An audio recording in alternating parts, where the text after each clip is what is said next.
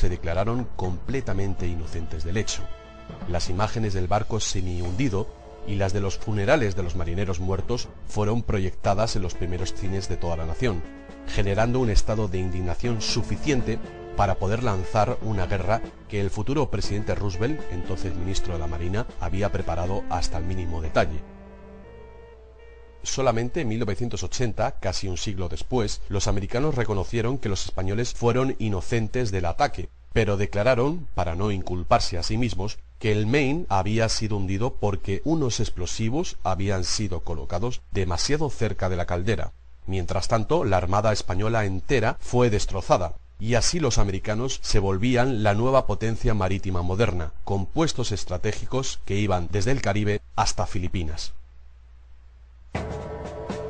En 1915 fue el hundimiento del buque Lusitania por parte de un submarino alemán el que dio comienzo a la crisis entre Estados Unidos y Alemania, que permitió a los primeros tomar parte en el conflicto mundial. Parece que los americanos dejaron saber a los alemanes que en el Lusitania viajaba una importante carga de armamentos destinados a Inglaterra. De esta forma habrían logrado provocar el ataque del submarino alemán que hundió el barco donde viajaban también un centenar de ciudadanos americanos. En 1941 fue el conocido ataque a Pearl Harbor el que desencadenó en la población americana la ola de indignación que permitió a Roosevelt declarar la guerra a Japón y a sus aliados Alemania e Italia. The facts of yesterday and today speak for themselves. With confidence in our armed forces, with the unbounding determination of our people, we will gain the inevitable triumph, so help us God. Unos 3.000 marineros fueron masacrados en un ataque sorpresa, del cual, según se conocería después, los americanos ya estaban al corriente muchas horas antes de que sucediera. En esta ocasión se hizo de todo para que estas informaciones no llegaran a tiempo al comando del puerto, como confirmó el almirante Kimmel, que asistió impotente a la masacre de sus hombres y a la destrucción de sus barcos. We needed one thing, which our own resources could not make available to us. That vital need was the information available in Washington from the intercepted dispatches, which told when and where Japan would probably strike. I did not get this information. En 1964, los Estados Unidos deciden entrar oficialmente en guerra con Vietnam del Norte, después de haber ayudado militarmente durante muchos años al Vietnam del Sur sin intervenir directamente. El pretexto de guerra procedió del así llamado Incidente del Golfo de Tonkin, en el cual unos barcos de patrulla vietnamitas fueron acusados de haber lanzado torpedos contra el destructor Maddox. Fue el ministro de Exteriores americano, Robert McNamara, quien anunció a la prensa la rápida reacción al ataque vietnamita. U.S. representatives in Saigon met with representatives of the South Vietnamese government. They jointly agreed that joint retaliatory action was required. Sin embargo, el propio McNamara, 40 años después, confesó que el ataque de las lanchas vietnamitas fue solo un invento, precisamente con el fin de crear el pretexto para empezar la guerra. And events afterwards showed that our judgment that we'd been attacked that day was wrong. It didn't happen. En esa guerra murieron casi 60.000 soldados americanos y más de 3 millones de civiles vietnamitas.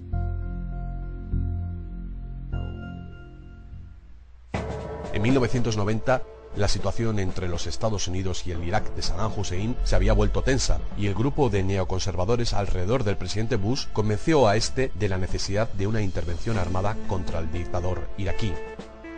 Los americanos hicieron saber a Saddam que no actuarían contra su país si tomaba el control de los campos de petróleo de Kuwait, un territorio que Irak siempre había reclamado como propio. La trampa funcionó y Saddam invadió Kuwait.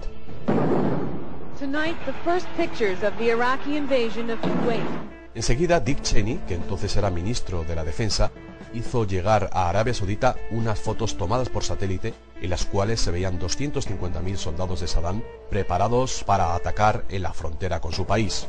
Temiendo una inminente invasión, los sauditas concedieron a los americanos el permiso extraordinario de colocar bases militares en su territorio, logrando así una posición con la que atacar con facilidad a Irak. Al mismo tiempo empezó una fuerte campaña mediática contra Saddam, que fue acusado de haber usado contra sus compatriotas kurdos unas armas químicas que los mismos americanos le habían vendido para después cubrir con su silencio el genocidio en curso, aunque estaban perfectamente al corriente de él.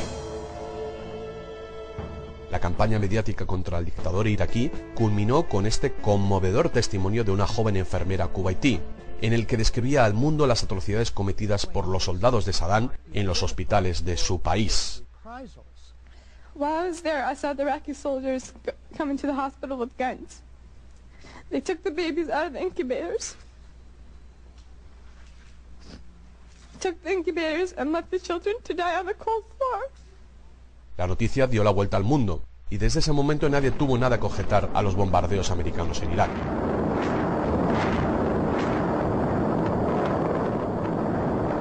Unos años después, algunos periodistas encontraron unas fotos tomadas desde un satélite por los rusos durante los mismos días y en la misma zona del desierto. It's what it didn't show. It was more important. What you would have expected to have seen were tanks on the border. There were none that could be seen. There was nothing behind the border that could have supported that kind of number of troops and tanks. Las mismas imágenes que enseñaban claramente los tanques iraquíes en el centro de Kuwait City también revelaban que a lo largo de la frontera con Arabia Saudita no había nada de nada, ni armamento, ni un hombre, ni un tanque. Asimismo, la enfermera que había conmovido al mundo se reveló como la hija del embajador de Kuwait en Washington, que había actuado en las escenas de las incubadoras totalmente inventada, después de haber sido entrenada profesionalmente por una de las más conocidas compañías de relaciones públicas de Washington, la firma Hill & Knowlton. Mientras tanto, los norteamericanos habían aprovechado para colocar bases permanentes en Arabia Saudita y para destrozar completamente al ejército iraquí. En un despiadado y cobarde tiroteo, violando todos los tratados de guerra existentes, miles de soldados iraquíes fueron masacrados y literalmente reducidos a cenizas por la aviación americana mientras se encontraba del todo al descubierto y sin posibilidad de huir en su camino de vuelta a Bagdad. Antes de tomar esta imagen, el fotógrafo escribió en la pared del tanque: si no tomo esta foto, personas como mi madre van a pensar que la guerra es lo que se ve en la televisión.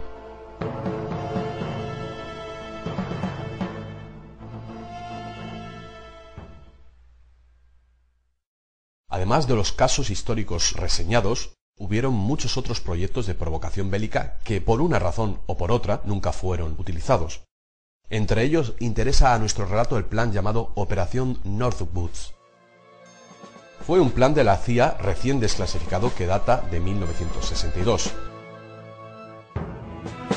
Por aquel momento, Estados Unidos intentaba desesperadamente volver a tomar el control de Cuba después de haberlo perdido por la revolución castrista 3 años antes.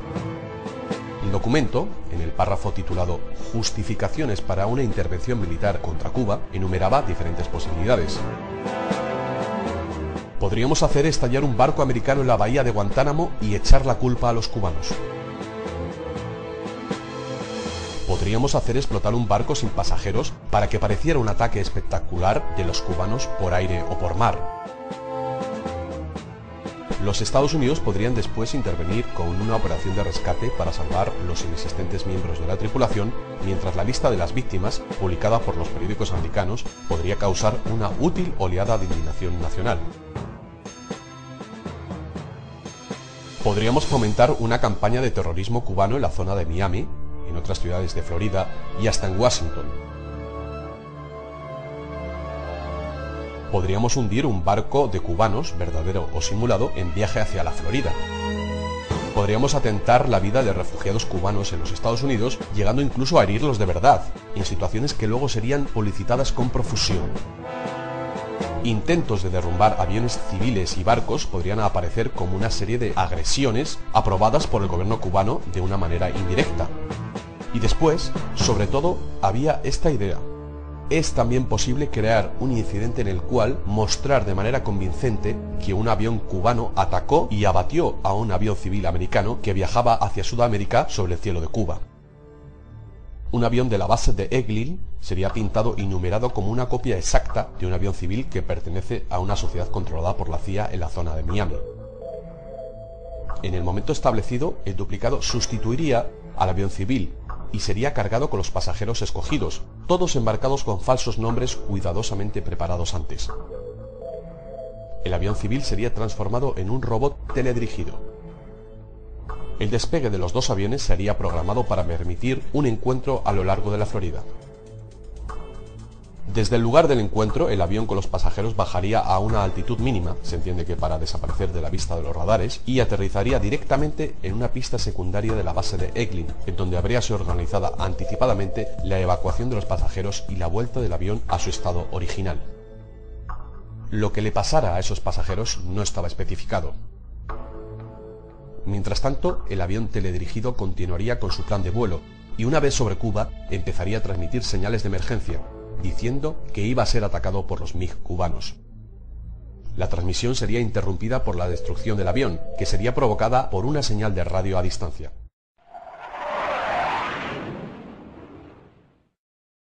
Puesto que también el vuelo American 77, desaparecido de los radares poco antes de reaparecer en el cielo de Washington, ¿es posible que algo así haya pasado también en el Pentágono?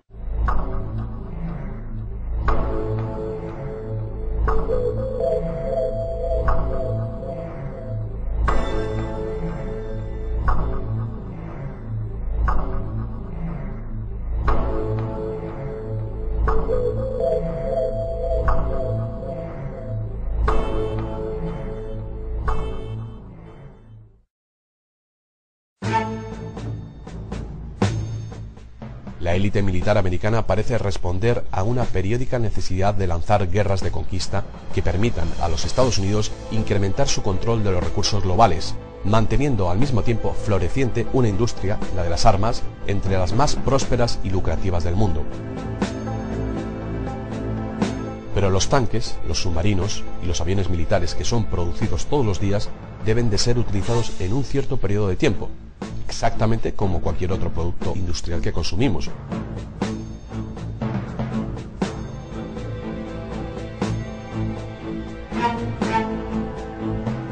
Este cementerio de aviones militares se encuentra cerca de Tucson, en Arizona.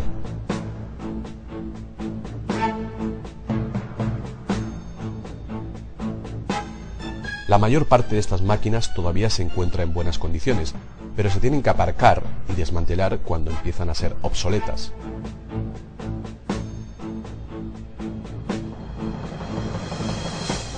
El presidente Eisenhower, el mismo un ex militar, fue uno de los primeros en prever el peligro que representaba para la nación una industria militar permanente. I get tired of saying that defense is to be made an excuse for wasting dollars. I don't believe we should pay 1 cent for defense more than we have to. Antes de dejar su oficina, en 1961, Eisenhower dio un memorable discurso que hoy parece una lúcida profecía. This conjunction of an immense military establishment and a large arms industry is new in the American experience. In the councils of government, we must guard against the acquisition of unwarranted influence, whether sought or unsought, by the military-industrial complex. The potential for the disastrous rise of misplaced power exists and will persist. We must never let the weight of this combination endanger our liberties or democratic processes. Desafortunadamente, la profecía de Eisenhower se hizo realidad. The rush of battle. The glory of victory. The birth of heroes. These are the movies that brought the front lines to the front row. Every Saturday night, the Military Channel brings you the films that went beyond the battlefield and showed you war like... Alimentada por una verdadera cultura de la guerra, que llegó a crear su propio canal televisivo llamado Military Channel, la industria bélica disfruta hoy, gracias a las guerras en Afganistán e Irak, de uno de los tiempos más productivos y floridos de toda su historia. Esto también gracias al hecho de que al mismo tiempo el presupuesto militar se ha incrementado en más de 400.000 millones de dólares por año, o sea, más de 4 veces lo que los neocons nunca se atrevieron a soñar en el año 2000.